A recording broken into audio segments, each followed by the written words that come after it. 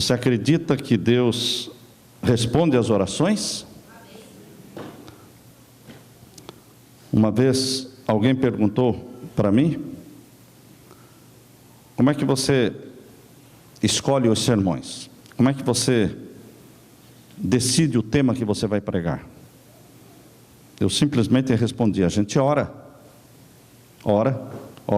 pede, eu quero pregar o que o Senhor quer que eu pregue. Qual a mensagem que o Senhor quer que eu pregue? E muitas vezes as coisas são mudadas na última hora, porque Deus mostra que Ele quer que nós preguemos aquela mensagem. Então, nesta manhã, Deus me mostrou que deveria pregar sobre reforma e reavivamento.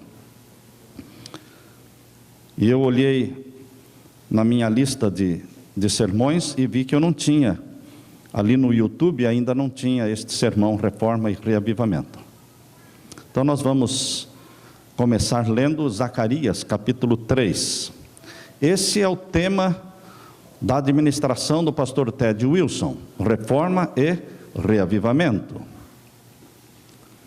A reforma, como eu disse, sozinha, ela se torna dura, fria, insensível, legalista, crítica. Mas quando acompanhada pelo reavivamento, a reforma se torna dócil, amável, cortês, tolerante com os outros, esquece as críticas, chora com os que choram, se alegra com os que se alegram. Quando o reavivamento está permeando a reforma, quando a reforma está impregnada no reavivamento, existe um doce espírito, um suave espírito de tolerância, de amor, de amizade, andando a segunda milha com os nossos irmãos. Quando o reavivamento e a reforma estão mesclados, o que existe não é o estender do dedo, e sim o estender da mão para levantar os que caem, usando de misericórdia para com aqueles que ainda podem não estar no patamar em que você está. Não importa, irmãos. Alguns estão bem avançados, outros estão iniciando, mas todos estão no caminho do céu, todos estão no caminho da santificação, e não há lugar para críticas, não há lugar para durezas, não há lugar para reprovações. Por isso, queridos, reforma e reavivamento andam juntos. Zacarias capítulo 3, e os versos 1 a 4. Aqui nesse capítulo, nós vamos encontrar Satanás diante de Jesus, acusando o sacerdote. Satanás sempre é o acusador, sempre foi e sempre será acusador até ser destruído. E aqui está realmente a cena. Zacarias 3:1 em diante diz: e me mostrou o sumo sacerdote Josué, o qual estava diante do anjo do Senhor. A Bíblia usa uma expressão para Jesus que muitas vezes as pessoas confundem. Anjo do Senhor na Bíblia geralmente é Jesus, mas Jesus não é anjo, mas é uma expressão, anjo do Senhor. O anjo do Senhor acompanhava Israel durante os 40 anos no deserto. O anjo do Senhor era uma luz à noite e era sombra durante o dia, aquela nuvem. Mas era Jesus. Este anjo do Senhor, um anjo do Senhor esteve lutando com Jacó a noite toda, era Jesus. E me mostrou o sumo sacerdote Josué, o qual estava diante de Jesus, o anjo do Senhor. E Satanás estava à sua mão direita para se lhe opor. Satanás não quer que você se salve. Satanás usa os seus pecados, usa a sua natureza pecaminosa para reivindicá-lo como sendo dele. O trunfo de Satanás em mim e em você é a natureza pecaminosa que nós temos. Esse é o trunfo dele. E ele nos reivindica como sendo dele, por causa das nossas fragilidades e pecados. E ele reclama Por isso ele está aqui diante de Jesus e diante de Josué, não é? E o verso 2 diz: mas o Senhor disse a Satanás. Estão vendo aí que agora o anjo do Senhor já é o Senhor? É Ele, é Jesus. O Senhor te repreende, ó Satanás. Sim, o Senhor que escolheu Jerusalém te repreende. Não é este um tição tirado do fogo? Quantos estão no fogo, mas são tirados do fogo? São salvos. Multidões na hora 1/10 serão salvas. Multidões na hora 1/10 serão tiradas do fogo e salvas pela graça e pelo sangue de Jesus. E o verso 3 diz: ora Josué, vestido de vestidos sujos, estava diante do anjo. Quem não tem vestidos sujos? Quem ousaria dizer: eu não tenho vestidos sujos? Os nossos vestidos sujos é a natureza pecaminosa que nós temos. Nascemos com ela. Nascemos gerados em pecado. Em pecado me concebeu a minha mãe. Eu não preciso pecar para ser pecador. Basta nascer. Você não precisa pecar para ser pecador. Basta nascer. Nasceu pecador, gerado em pecado, necessitando de um Salvador, que se chama Jesus, nome forte e poderoso, que nos dá salvação, nome forte e poderoso, que nunca foi derrotado, nunca, e nunca o será. Ele é o vencedor. Mas ele é o meu irmão. Ele é o seu irmão?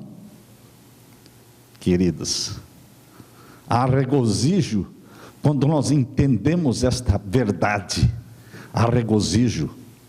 Sua cabeça deixa de ser cabisbaixa e a sua cabeça é levantada e você olha para o céu, de onde vem o socorro, de onde vem a mão poderosa de Deus para levantá-lo cada vez que você cai.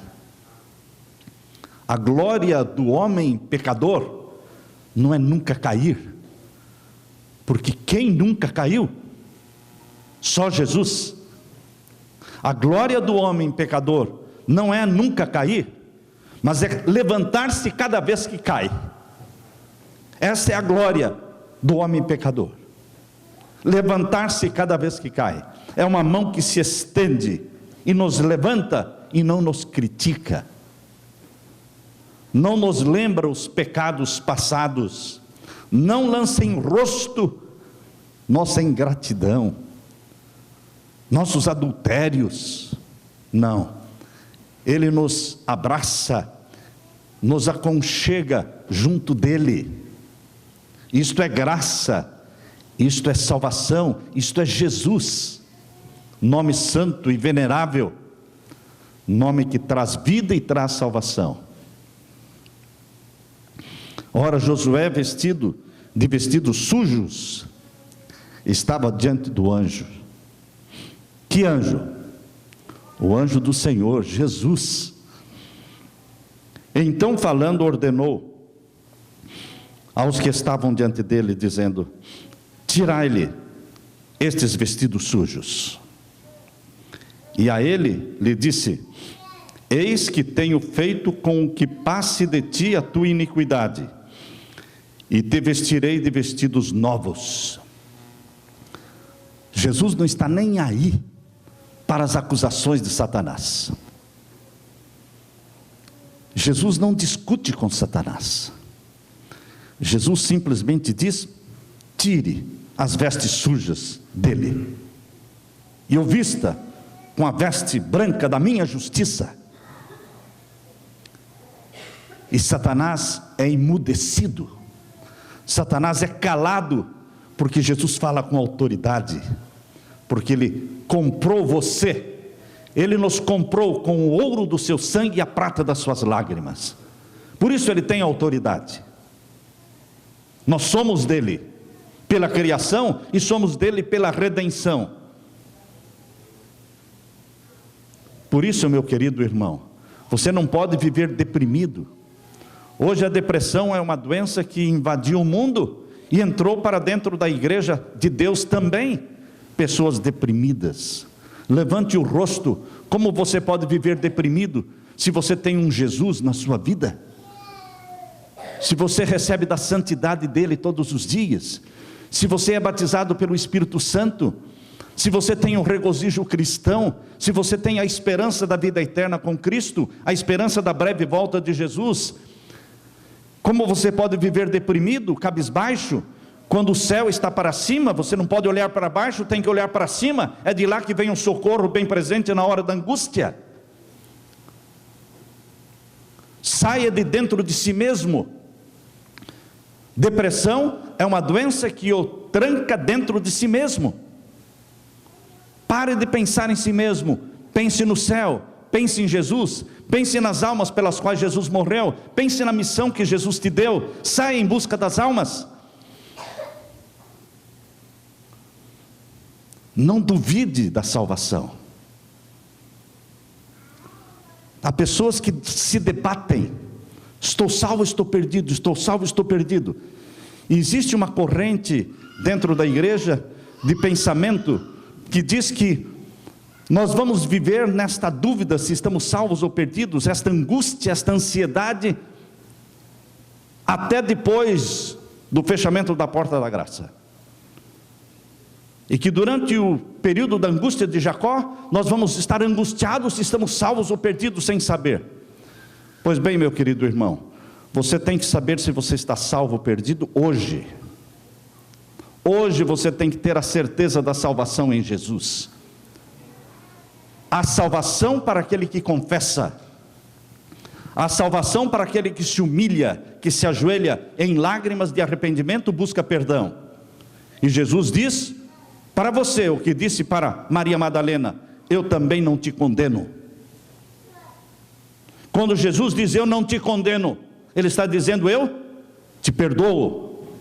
E quando Jesus diz eu te perdoo, Ele está dizendo eu te salvei.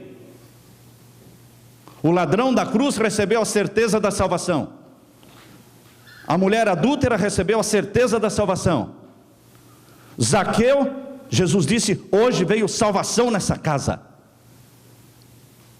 Agora Zaqueu ia ficar se debatendo, estou salvo ou perdido, estou salvo ou perdido. Escuta, Zaqueu, você já se esqueceu que Jesus falou? Jesus não entrou na sua casa e na sua vida? E Jesus não falou, hoje veio salvação nessa casa? E por que você continua dizendo, estou salvo ou perdido, estou salvo ou perdido? Está você vivendo na prática de pecados conhecidos? Existem pecados que você não confessou ainda? Não. Que eu saiba, não. Então por que duvidar da graça de Jesus? Por que duvidar da graça de Jesus? Salvação consiste naquilo que Jesus fez na cruz por você e continua fazendo no santuário celestial, intercedendo por você. A salvação não depende de você, meu irmão. A salvação depende de Jesus e Ele fez tudo. Você só tem que aceitar a salvação e deixar que Ele guie a sua vida e o unja com o Espírito Santo. Isso é diário. Isso é todas as manhãs. Todas as manhãs você deve acordar antes do sol nascer e comece a louvar a Deus. Os hinos que eu mais canto são hinos que falam santo, santo, santo. Tenho 577 do Inário. 577, santo, santo, santo é o Senhor, Deus Todo-Poderoso. Esse hino dos adoradores que fala santo é o teu nome. Você canta, você louva. Aquele hino do quarteto, eu quero olhar para o céu e ver a nuvem. Queridos, você canta todos os dias, você louva a Deus e aquilo é incorporado em você. O céu pega você. A santidade de Jesus pega você. Ela gruda em você. Não é só o mal que é pegajoso, não. O bem também é pegajoso. Quando você contempla o Santo de Israel, você é feito santo ao Senhor. Mas isto é diariamente, insistentemente, com perseverança e determinação. Aconteça o que acontecer, você não vai sair de casa sem se ajoelhar e cantar e louvar e pedir o batismo do Espírito Santo e dizer: Senhor, eu estou pronto para o altar e eu estou pronto para o arado. O que o Senhor quer de mim? Se o Senhor quiser me colocar no arado para lavrar a terra, para trabalhar, eis-me aqui. Se o Senhor me quiser colocar sobre o altar para que eu seja sacrificado e que eu morra hoje, eis-me aqui. Eu não te peço vida, eu não te peço morte, eu unicamente te peço poder para viver, para glorificar o teu nome, os dias e os meses e os anos que o Senhor quiser. Eis-me aqui, envia-me a mim. Um dia Deus perguntou: a quem enviarei? E quem há de ir por nós? Isaías respondeu humildemente. É com humildade e com coração tremente que você responde: eis-me aqui, envia-me a mim. Não é com arrogância, não é com espírito de orgulho. O Senhor escolheu o homem certo, olha aqui. Não, é com humildade que Isaías respondeu: Senhor, eis-me aqui, envia-me a mim, usa-me, batiza-me, cobre-me com a tua justiça, envolve-me nos teus braços. Queridos, Zacarias capítulo 3 e o verso 5: e disse eu: ponham-lhe uma mitra limpa sobre a sua cabeça. E puseram uma mitra limpa sobre a sua cabeça, e o vestiram de vestidos, e o anjo do Senhor, ou seja, Jesus, estava ali. E Jesus protestou a Josué dizendo: assim diz o Senhor dos exércitos, se andares nos meus caminhos. Está vendo aí o caminho da santificação? Esse é o caminho da santificação. Isso acontece depois que você é salvo por Jesus.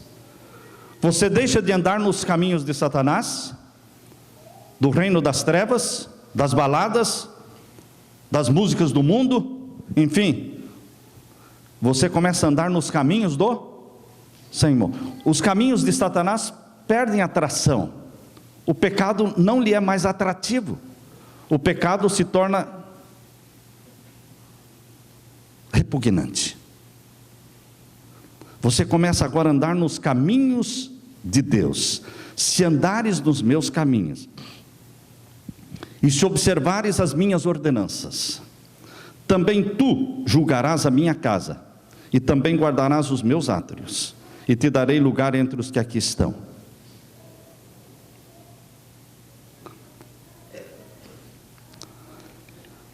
Satanás é o acusador dos nossos irmãos.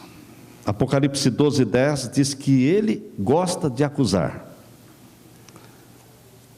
Irmão, não seja acusador. Quando você acusa, você está fazendo a obra de Satanás. Apocalipse 12:10. Aqui nós lemos: e ouvi uma grande voz no céu que dizia: agora chegada está a salvação, e a força, e o reino do nosso Deus, e o poder do seu Cristo, porque já o acusador de nossos irmãos é derribado. Até a morte de Jesus na cruz, Satanás ia ao céu, de quando em quando, e sempre estava acusando os irmãos de Cristo. Como acusou Jó, ele acusava todos. Mas quando Jesus morreu na cruz, ele foi derribado, ele foi derrubado, ele foi lançado do céu pela segunda vez. A primeira vez ele foi lançado do céu Na batalha que houve em Apocalipse 12, verso 7, houve batalha no céu, Miguel e os seus anjos batalhavam contra o dragão, e batalhava o dragão e os seus anjos, mas não prevaleceram, nem mais se achou lugar nos céus para ele. E foi precipitado o grande dragão, a antiga serpente, chamado o diabo. Isso foi lá, antes da criação de Adão e Eva. Ele foi expulso do céu. Mas depois, em Gênesis capítulo 3, diz que ele conseguiu levar Eva e Adão ao pecado. E ele se tornou o senhor da terra, Satanás, o representante da família humana. E queridos, agora ele comparecia no céu, nos concílios celestiais, representando o planeta Terra. E ali ele acusava os seres humanos diante de Deus, o acusador dos irmãos de Cristo. Mas quando Jesus morreu na cruz, sem pecado, morreu pelos nossos pecados, então Satanás foi expulso do céu outra vez, agora como representante da terra, porque o representante da terra dali para frente seria Jesus, nome santo e venerável, Jesus amigo, Jesus perdoador, Jesus que deu a vida por você, Jesus que ressuscitou por você, Jesus que subiu ao céu por você, e Jesus que vai voltar buscar você. Esse é o nosso representante no céu. O acusador foi expulso, e os acusadores dentro da igreja precisam ser expulsos, porque são de Satanás. Como Satanás acusou Josué e o povo de Deus, assim em todos os séculos ele acusa os que buscam a misericórdia e o favor de Deus. A controvérsia se repete em relação a cada alma que é libertada do poder do mal e cujo nome é escrito no livro da vida do Cordeiro. Jamais é alguém recebido na família de Deus sem que se exalte a decidida resistência e raiva do inimigo Satanás, quando alguém é recebido na família de Deus. Mas aquele que foi a esperança de Israel, aquele que é a defesa de Israel, aquele que é a nossa justiça e redenção, ele também, Jesus, é a esperança da igreja hoje. As acusações de Satanás contra os que buscam o Senhor não são movidas pelo desprazer que Satanás tem pelos pecados que nós cometemos, não. As acusações de Satanás contra você e contra mim não é o desprazer dele pelos pecados que nós cometemos, porque ele gosta destes pecados que nós cometemos. As acusações de Satanás contra você e contra mim, qual é o fundamento das acusações? A inimizade que ele tem com Jesus. Tudo o que Satanás faz é por causa da inimizade que ele tem contra Jesus. Satanás se regozija nos defeitos de caráter daqueles que foram comprados pelo sangue de Jesus. Ele se regozija quando você diz: eu não consigo vencer esse defeito. Ele se regozija quando vê que você está desanimando. Eu não vou mais confessar esse pecado, eu não consigo vencer mesmo, para que continuar confessando? Isso é hipocrisia. Todo dia eu estou confessando o mesmo pecado, vou parar de confessar. Não, irmão, continue confessando, até que você crie vergonha na cara e pare de pecar. Porque o que precisa é vergonha na cara, irmãos. E quando você fica confessando todos os dias o mesmo pecado, vai chegar um momento que você vai sentir vergonha e vai falar: Senhor, eu tenho que romper com o pecado. E é hoje, Senhor, que eu quero romper com esse pecado. Basta, liberta-me dele. Eu te autorizo a fazer esta libertação na minha vida. Satanás exulta nos defeitos de caráter, defeitos acariciados. Eu estou há 30 anos na igreja, estou há 40 anos na igreja. E daí, queridos? 30, 40 anos praticando os mesmos pecados. Lembre-se, o pecado é um ato voluntário da alma. Lembre-se disso. O pecado é um ato voluntário da alma. Eu peco porque Satanás não... Deixa de lado Satanás aí. Eu e você temos dentro de nós uma natureza que se chama pecaminosa. E nós somos tentados pela natureza pecaminosa que nós mesmos temos. Vocês já leram lá em Tiago? Abra sua Bíblia em Tiago. Assim, capítulo 1, verso 13. Obrigado. Ninguém sendo tentado diga, de Deus sou tentado, porque Deus não pode ser tentado pelo mal, e a ninguém tenta. Mas cada um é tentado quando atraído e engodado, como? Pela sua própria concupiscência, pela sua própria natureza pecaminosa, nós somos enganados. Você precisa, meu querido irmão, você precisa matar essa natureza pecaminosa à fome, matando-a de fome, que ela fique tão fraca, com as pernas tão bambas, que não consiga se levantar. E você mata essa natureza pecaminosa de fome, não lhe dando de comer novelas e filmes e músicas e alimentos que alimentam a natureza carnal. Alimente somente a natureza espiritual, a natureza santa gerada pelo Espírito Santo em você, através do estudo diário da Bíblia, da confissão diária, do louvor diário, da busca do batismo do Espírito Santo diariamente, e você vai fortalecendo a natureza espiritual. Esqueça a natureza carnal, não a alimente. Lembre-se, natureza carnal gosta de carne. As acusações de Satanás contra o povo de Deus é porque ele é inimigo de Jesus. Mas o pecado é um ato voluntário da alma. Então você decida não pecar. Mas e o poder para não pecar? O poder vem de fora. Mas a decisão para não pecar vem de dentro. É você que decide não pecar. E o poder vem de Deus.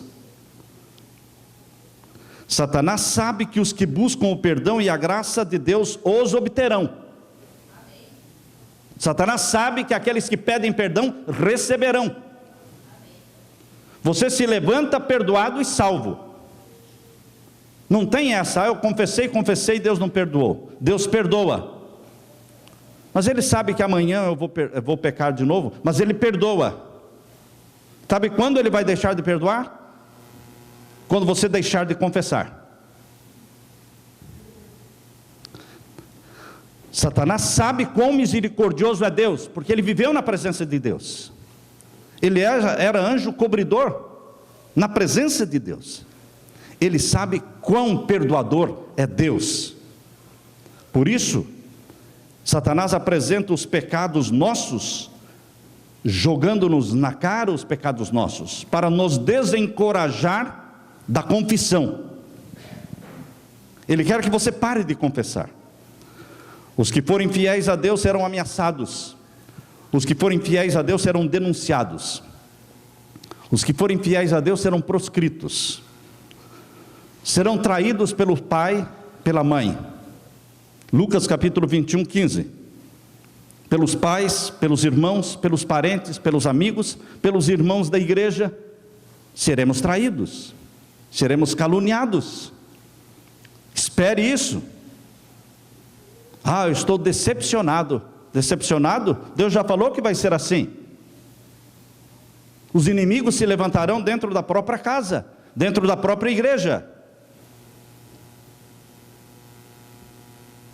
Não há harmonia entre trigo e joio. Não há harmonia entre luz e trevas. Mas luz e trevas estão dentro da igreja. Trigo e joio estão dentro da igreja. Ninguém está falando do mundo aqui. Estamos falando da igreja. Não há harmonia. Só que os que são trigos são bondosos, misericordiosos. Nunca acusadores, nunca críticos. Perdoadores, tolerantes com os outros. Mas haverá ameaças, denúncias e traições. Nossa única esperança está na misericórdia de Deus. Nossa única defesa será a oração e a dependência total do Espírito Santo. Essa é a única solução. Como Josué suplicou perante o anjo, assim a igreja precisa suplicar diante de Jesus, com o coração quebrantado com inabalável fé, nós suplicaremos perdão e libertação por meio do sangue de Jesus, nosso advogado. Você não foi chamado para ser perdedor, você foi chamado para ser vitorioso. Você nasceu para ser vitorioso. Quando você nasceu, já existia uma provisão para o seu pecado. Todos nós nascemos destinados à salvação. Ninguém na terra nasce destinado à perdição. Porque Deus amou o mundo de tal maneira que deu o seu Filho unigênito, para que todo aquele que nele crê não pereça, mas tenha vida eterna. Todos os que nascem, nascem com destino ao céu. Satanás quer tirar isso da sua cabeça. Não permita. Seu destino é o céu. Você foi comprado pelo ouro do sangue de Jesus. O tentador se põe ao lado de Jesus e acusa Josué. É a cena de Zacarias capítulo 3, acusando Josué. Ele aponta para os vestidos sujos de Josué, para o caráter defeituoso de Josué. Ele é o acusador. Satanás apresenta nossas fraquezas, nossa leviandade, nossos pecados de ingratidão, nossa dessemelhança com Cristo, que tem desonrado a Jesus. Satanás usa tudo isso para apresentar diante de Jesus e pergunta: é este povinho que o Senhor quer colocar no meu lugar? Eu fui expulso com 1/3 dos anjos do céu. Agora o Senhor quer colocar esse povo com todos esses defeitos de caráter lá no meu lugar? São eles que vão me substituir no céu? Ele ridiculariza, e Jesus diz: são eles mesmos, porque eu os comprei com meu sangue. Eles são meus irmãos, porque com todos esses defeitos de caráter e pecados, eles confessam, eles se humilham, eles buscam perdão, eles buscam a graça. Não é o tamanho do nosso pecado, irmãos, mas é o tamanho da graça. Graça não se explica, graça se aceita, que não dá para entender a graça. Por que Deus fez tanto para nos salvar a nós, míseros pecadores? Para mostrar diante do universo que existe graça, e que Deus não é aquilo que Satanás pintou de Deus, dizendo que Deus é ruim, Deus é arbitrário, Deus não é perdoador. A graça é uma resposta para as acusações de Satanás, e a graça só pode ser demonstrada em você. Regozije-se na graça, meu irmão. Pare de viver deprimido e fracassado, regozije-se na graça. Satanás tenta nos aterrorizar com o pensamento de que o nosso caso é perdido, que não tem esperança. Satanás tenta nos aterrorizar com a mancha das nossas profanações, dizendo que estas manchas nunca poderão ser lavadas, mas o sangue de Jesus nos purifica de todo o pecado. Só do pecado não confessado ele não pode nos purificar. As pessoas perguntam: o que é o pecado contra o Espírito Santo? O pecado contra o Espírito Santo é o pecado não confessado, é o pecado acariciado, é o pecado que você insiste em praticar sabendo que é pecado. Isto é o pecado contra o Espírito Santo. Isto apaga o fogo do Espírito Santo, isso entristece o Espírito Santo, e você então fica com a sua consciência empedernida, cauterizada, e não consegue mais ouvir a voz de Deus. Satanás tem um conhecimento acurado, Satanás tem um conhecimento exato de todos os pecados que ele nos levou a praticar. Ele conhece um a um. Mas Jesus Cristo os perdoa um a um. Por isso as nossas confissões precisam ser específicas.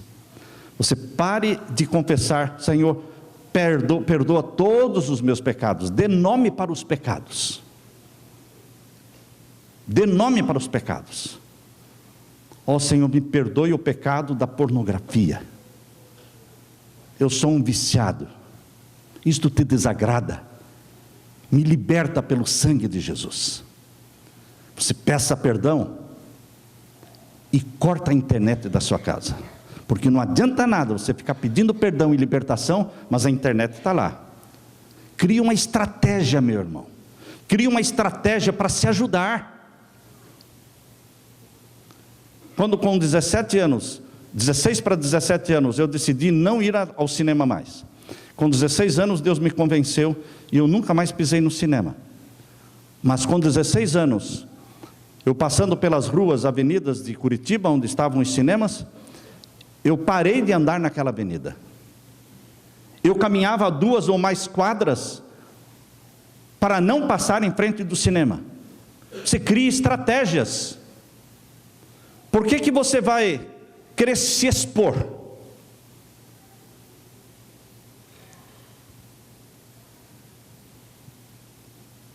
As pessoas baixam a guarda. As pessoas não criam estratégia. As pessoas confiam muito nelas mesmas. Como um pastor amigo dizia, não tem problema não, eu saio com as irmãs no carro sozinho, eu vou visitá-las sozinha na casa delas, mesmo que o marido não esteja. Falei, continue, companheiro, vai em frente, você vai ver o que vai dar. Você tem que criar estratégias, irmãos. Estratégia para não se expor ao pecado.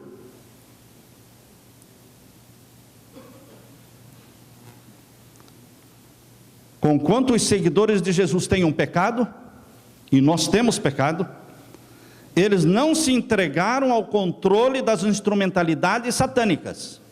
Não é porque você pecou que você é de Satanás. Você só é de Satanás quando você não confessa. Não é quando você peca que você é de Satanás. É quando você não confessa que você é de Satanás. Entendeu, irmão? Ficou claro isso? Nunca estaremos sob o poder de Satanás, se estivermos confessando em lágrima e arrependimento. Nunca. Não deixe o sol se colocar sobre a sua ira. Antes de dormir, confesse. E regozije-se no perdão. Arrependemo-nos dos nossos pecados e procuramos o Senhor em humildade e contrição. E o advogado Jesus pleiteia por nós e nos cobre com a sua justiça. Jesus declarou para Satanás, diante de Josué, o Senhor te repreenda, ó Satanás. Eu dei a minha vida por estas almas. Eles estão gravados na palma das minhas mãos. Como é que Jesus pode se esquecer de você?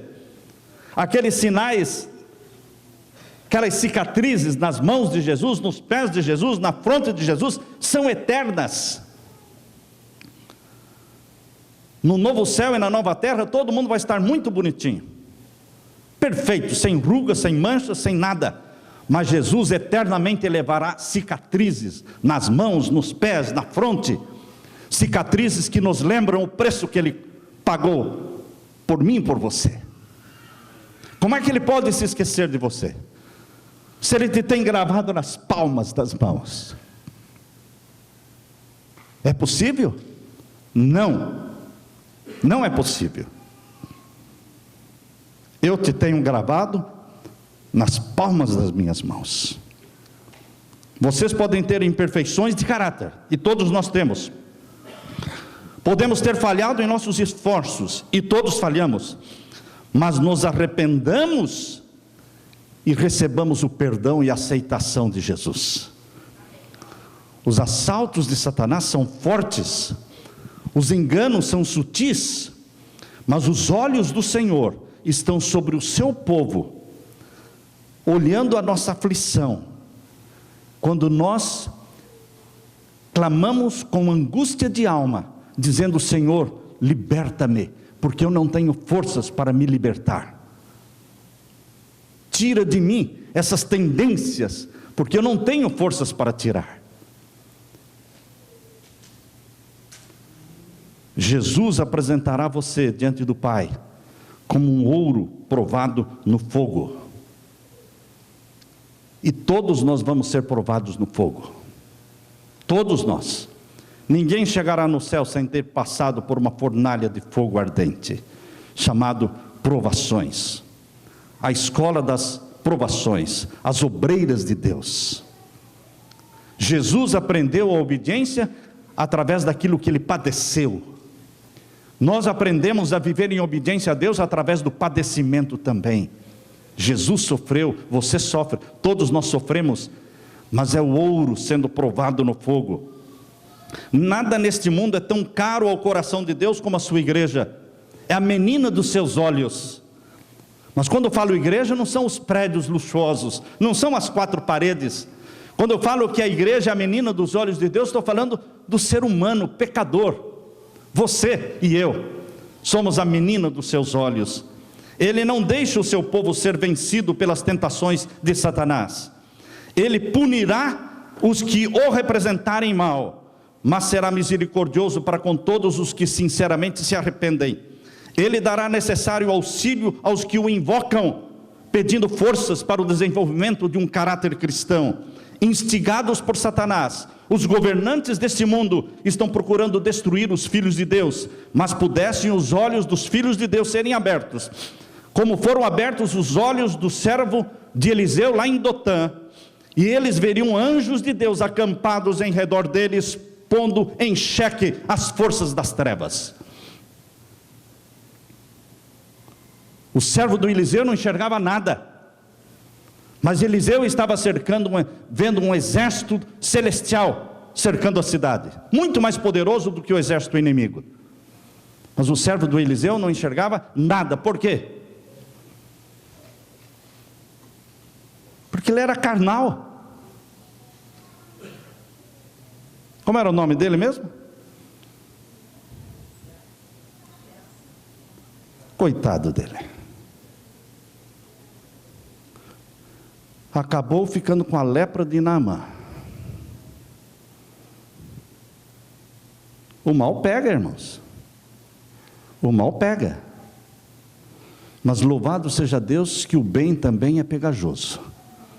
Quando você contempla a face de Jesus, quando você passa pelo menos 1 hora, presta atenção, irmãos, quando você passa pelo menos 1 hora, louvando ao Senhor, derramando a sua alma diante do Senhor, confessando e buscando o batismo do Espírito Santo, lendo a Bíblia, lendo o livro desejado de todas as nações, estas coisas celestiais pegam em você, e você perde o gosto pelo mundo, perde o gosto pela televisão, perde o gosto pelas coisas erradas, e você olha assim como sendo coisas estranhas para você, e você diz: Senhor, eu não sou deste mundo, eu estou aqui, mas eu não sou daqui, minha cidadania é o céu, me leva logo, me leva logo.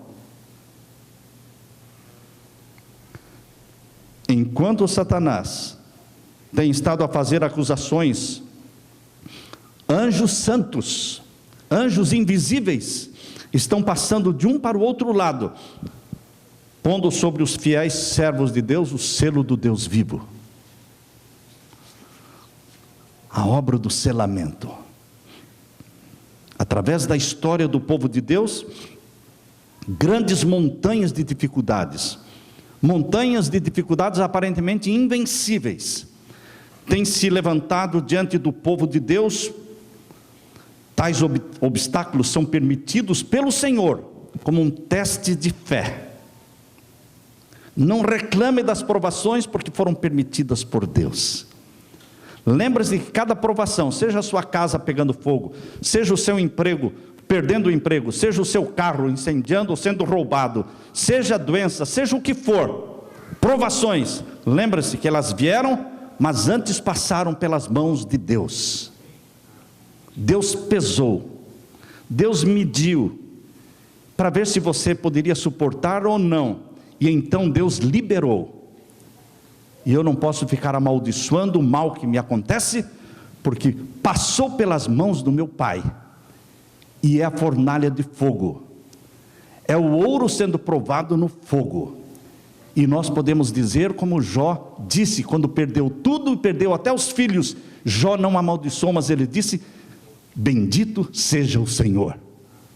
Mas por que você está dizendo bendito seja o Senhor, se o seu filho está morrendo no hospital? porque Deus sabe todas as coisas.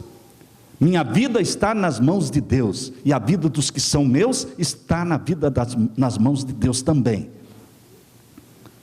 Eu não preciso compreender as perseguições, eu não preciso entender o que está acontecendo, eu só preciso crer que Deus é soberano, Deus está acima de tudo e de todos, e Ele tem o controle, nunca perderá o controle. Nunca perderá o controle. Ele é o soberano do céu e da nossa vida. Tais obstáculos que aparecem na nossa vida são permitidos pelo Senhor como um teste de fé. Quando somos apertados de todos os lados, é sobretudo o tempo de confiarmos em Deus e no poder do seu Espírito. Ante os reclamos da fé, os obstáculos postos por Satanás no caminho do cristão desaparecerão, pois os poderes do céu virão em auxílio e dirão para você: nada vos será impossível. Algumas vezes Deus disciplina os seus obreiros, levando-os a desapontamentos e aparente fracasso. É propósito de Deus que nós aprendamos a dominar as dificuldades. Vocês já ouviram aquela história do aluno de matemática que roubou os resultados do professor? Uma prova de matemática. Então, na hora da prova, ele não trabalhou com os problemas da matemática, ele já colocou direto os resultados. Nós somos parecidos com esse aluno. Nós queremos roubar de Deus, conseguir de Deus os resultados dos problemas, para evitar trabalhar com os problemas. Mas Deus quer que você aprenda a trabalhar com os problemas. Vejam aqui, é propósito de Deus que aprendamos a dominar as dificuldades, a solucionar os problemas. Muitas vezes somos tentados a fracassar ante os obstáculos, mas se mantivermos o princípio da confiança firme em Deus, o sucesso sobrevirá ao lutarmos contra as dificuldades. A igreja não foi estabelecida pelo poder humano e pela força humana, e ninguém pode destruir a igreja. A igreja não foi colocada sobre a rocha da força humana, mas sobre a rocha que se chama Jesus Cristo, a rocha dos séculos. Foi a igreja fundada e as portas do inferno não prevalecerão contra ela. Tem joio dentro da igreja, mas tem trigo. Deus tem o seu remanescente fiel, e ele permanecerá fiel até o fim, como Elias. Eu só restei, Senhor. E Deus disse: não, Elias, não é só você, tem mais 7.000. Deus tem um remanescente, sempre teve. A presença de Deus dá estabilidade. Não confie em príncipes, nem em filhos dos homens, é a palavra de Deus. No sossego e na confiança estaria a vossa força. Isaías 30, verso 15. Isaías 30, 15. Onde está a força nossa? No sossego e na confiança. A nossa força não está na correria de cada dia. Satanás quer que você se levante correndo, e corra o dia todo, e chegue tarde da noite em casa, sem tempo para nada, dormir pouco. Enfim, Satanás quer esta vida agitada, mas Deus está dizendo, Isaías 30, 15, no sossego e na confiança estaria a vossa força. Mas o povo não quer sossegar. Aquietai-vos e sabei que eu sou Deus. Não é na correria. Nós temos que nos aquietar para saber que Deus é Deus. No silêncio da comunhão. Não por força, nem por violência. Zacarias 4:6. Zacarias 4:6. Não por força, nem por violência, mas pelo meu Espírito, diz o Senhor dos Exércitos. Os servos de Deus devem ser tão firmes como a rocha, retos nos princípios, mas do mesmo modo devem manifestar simpatia e longanimidade para com os que caem. Como a gente exclui gente tão facilmente. A pessoa fica 2 anos fora da igreja, não é excluída. A hora que ele volta para a igreja, aí ele é excluída. Queridos, misericórdia, tolerância,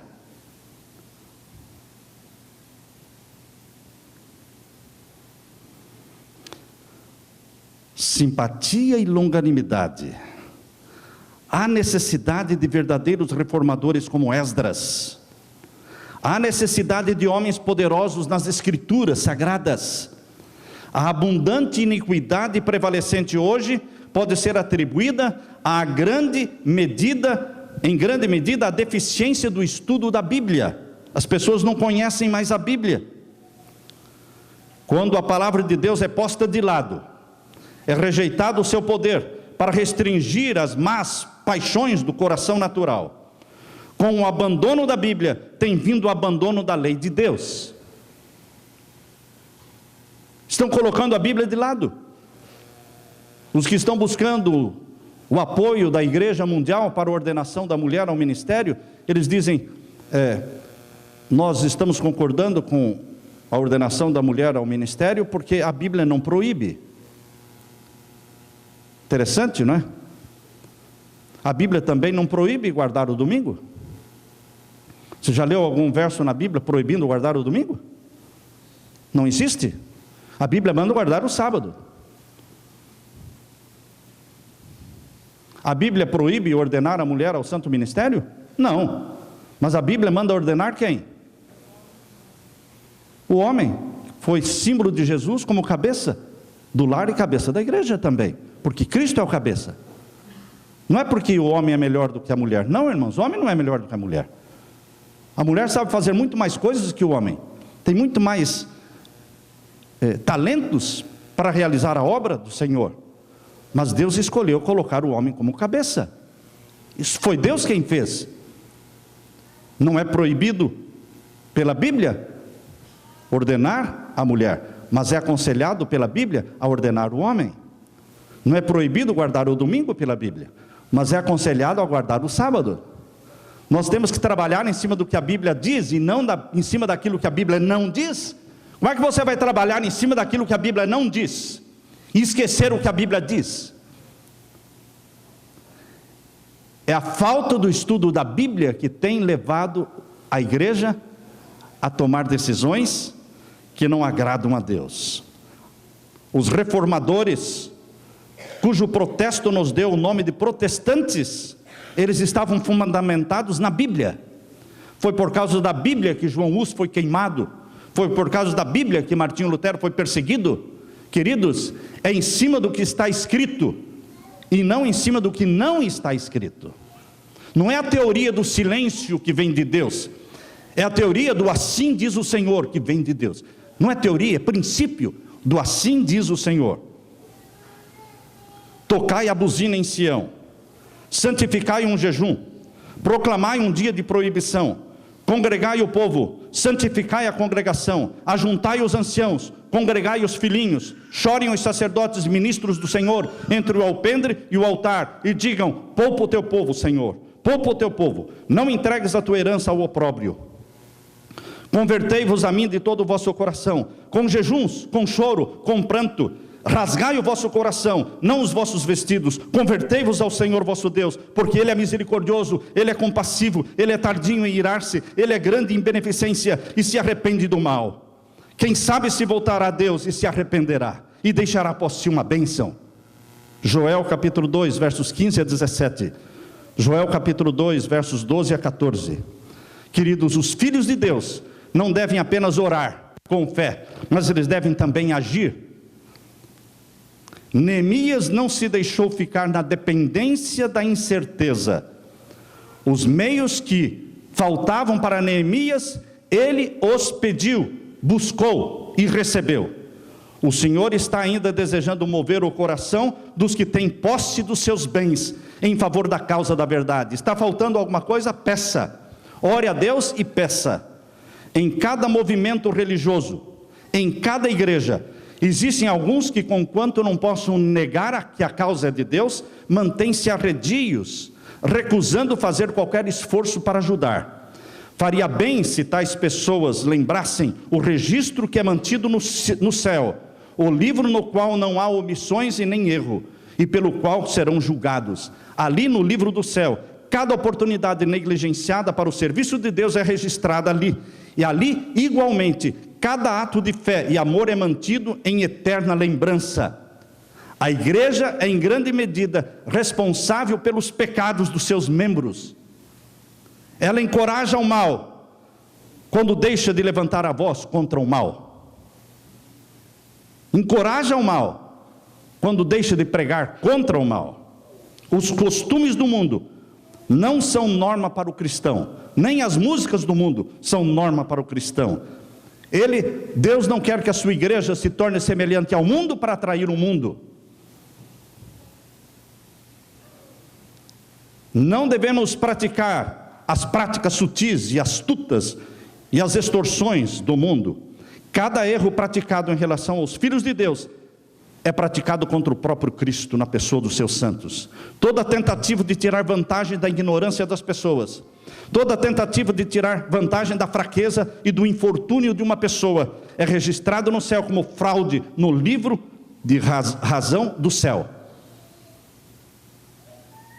Uma pessoa é ignorante e você arranca dela as coisas, porque ela é ignorante. Uma pessoa está vendendo por R$1.000, algo que vale 10 mil, ela não sabe que vale 10 mil, e você arranca dela por 1.000 aquilo que valia 10, porque ela é ignorante. Mas nos livros do céu, isso é registrado como fraude. É precisamente quando um homem chega ao ponto de tirar vantagem para si da desvantagem do outro.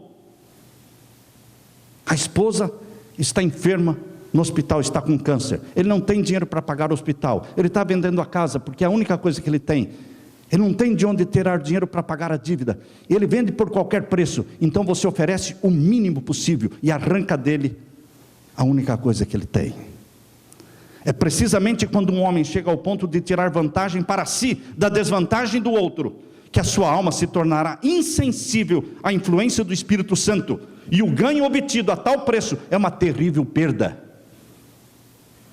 E chega em casa e diz para a esposa: fiz um ótimo negócio hoje. Não, você não fez um ótimo negócio, você fez um grande roubo. Os verdadeiros servos de Deus trabalham com determinação que não falhará, porque estão na constante dependência do trono da graça. Na obra da reforma que precisa ocorrer hoje, há necessidade de homens e mulheres, como Esdras e Neemias, que não desculpem o pecado, nem se esquivem de vindicar a honra de Deus. Esdras e Neemias se humilharam perante Deus, irmãos. Neemias não era sacerdote, Neemias não era profeta, Neemias não tinha título nenhum, mas ele era um reformador. Ele não era um reformista, ele era um reformador.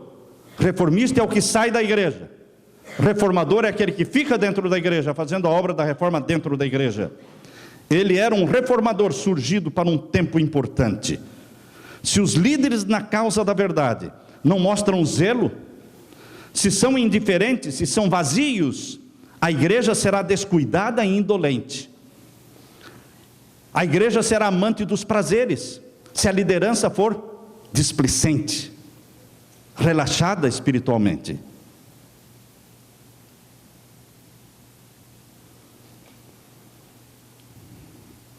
Um homem cujo genro é pastor, ele disse assim: eu não fico feliz, eu fico muito triste quando eu chego em casa e vejo o meu genro, que é pastor.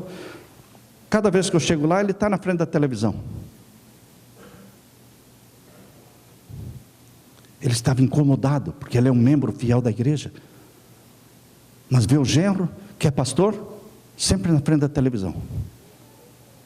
Quando a liderança é descuidada, negligente, a igreja será amante dos prazeres, porque a água nunca sobe acima da caixa d'água. A água nunca sobe acima da caixa d'água.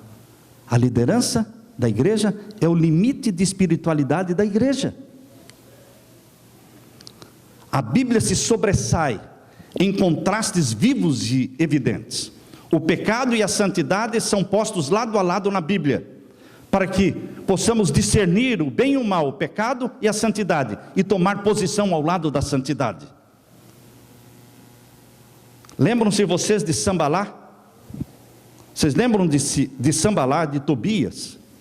Sambalá e Tobias tentaram prejudicar a obra de Esdras e de Neemias, colocaram empecilhos, fazê-los parar de reconstruir a cidade de Jerusalém e o templo.